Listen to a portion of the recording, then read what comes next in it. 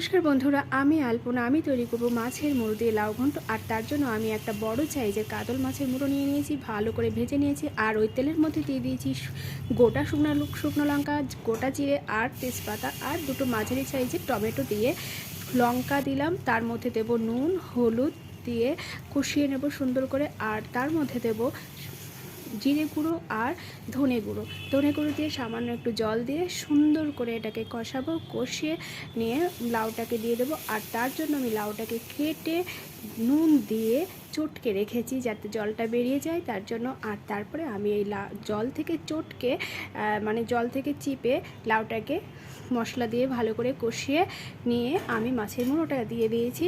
মাছের মুড়োটা দিয়ে সুন্দর করে কষিয়ে নিয়েছি। লাউটা যদি সিদ্ধ হয়ে যায়, সিদ্ধ হয়ে গেলে আমি এর মধ্যে দিয়ে দিলাম একটু ভাজা মশলার গুঁড়ো আর সামান্য একটু চিনি দিয়েছি। অবশ্যই একটু চিনি দিতে হবে। আর ধনেপাতা নামানোর আগে। অসাধারণ কিন্তু হয়েছে খেতে। কেমন লাগলো আপনাদের প্লিজ জানাবেন।